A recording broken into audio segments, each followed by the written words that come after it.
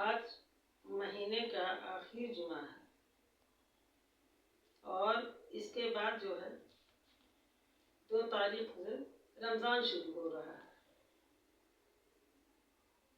بڑا مبارک مہینہ، بڑا مبارک اور نماز تو فرض ہے 7 سال کے بعد 8ویں سال سے، اور روزہ 10 سال سے شروع ہے۔ نماز اپنے لیے ہم پڑھتے ہیں، روزہ خدا کے لیے، خدا کے نزدیک ہونے کے لیے۔ پورا مہینہ عبادت کا ہے۔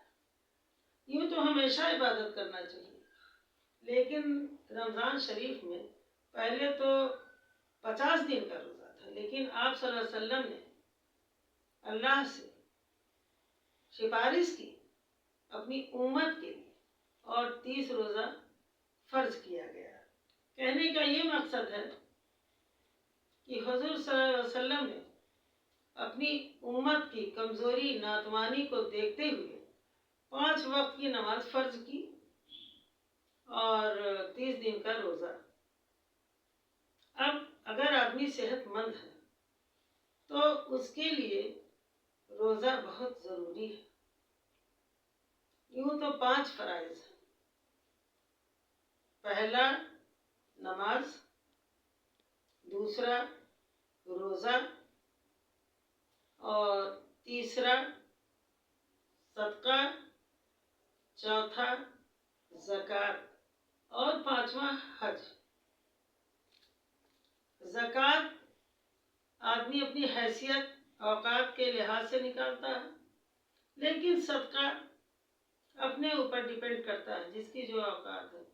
اور ہم مال کے اوپر تو زکوٰۃ نکالتے ہیں، لیکن صدقہ جو ہے اپنے اوپر، جو ہمارے ہاتھ میں ہے، جو ہماری اوقات ہے، اس لحاظ سے ہم سوچ سمجھ کے نکال کر دیتے ہیں۔ صدقے کے لیے تو یہاں تک ہے کہ داہنے ہاتھ سے دیا جائے اور بایاں ہاتھ نہ جانے۔ دیکھا کہ سنا کہ زکوٰۃ ہو یا صدقہ ہو، نہیں دینا چاہیے۔ مبارک مہینہ تو رمضان کا آ ہی گیا ہے، اور ہمیشہ آدمی کو سچے راستے پر چلنا چاہیے، سچائی کا دامن چھوڑنا نہیں چاہیے، غریبوں کی مدد کرنا چاہیے۔ اگر کوئی بیمار آزار ہے، نہیں رہ سکتا ہے، یا کسی اور حالت میں نجاست کے درمیان، تو وہ روزہ لوگ عورتیں بعد میں بھر دیتی ہیں۔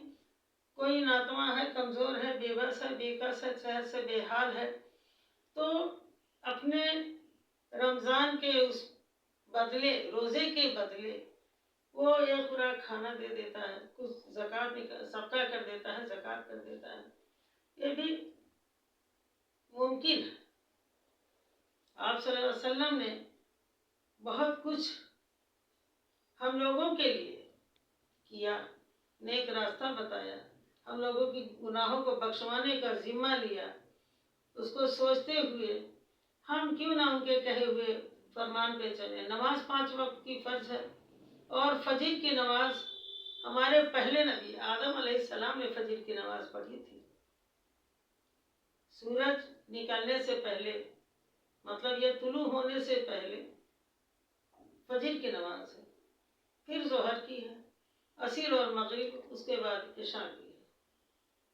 اتنا بھی اگر ہم نہیں کر سکتے ہیں تو افسوس کفے افسوس، کیا خدا کو منہ دکھائیں گے۔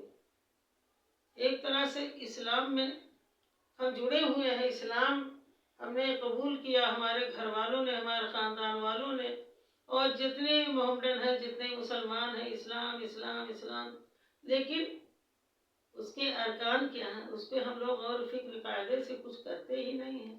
افسوس کفے افسوس۔ لیکن جو بیت گیا سو بیت گیا، اللہ سے اس کی معذرت چاہیں گے، معافی مانگیں گے، اور کوشش اب یہی کریں گے کہ اللہ ہم کو اور ہمارے سارے مومنوں کو راہ راست کا راستہ دکھائے۔ اور یوں تو کوئی خراب لگتا ہی نہیں ہے، کسی مذہب میں نہیں ہے گالی گفتہ چغلی اور بے رحمی، کچھ کہیں نہیں ہے، لیکن وہی ہے کہ نیم الگ ہے، ادیش ایک ہے۔ تو ہم اگر اسلام ہم نے قبول کیا، اسلام کے بتائے ہوئے راستے پہ ہم چل رہے ہیں، تو بخوبی ہم چلے تو بہتر ہے، اور کیا کہہ سکتے ہیں۔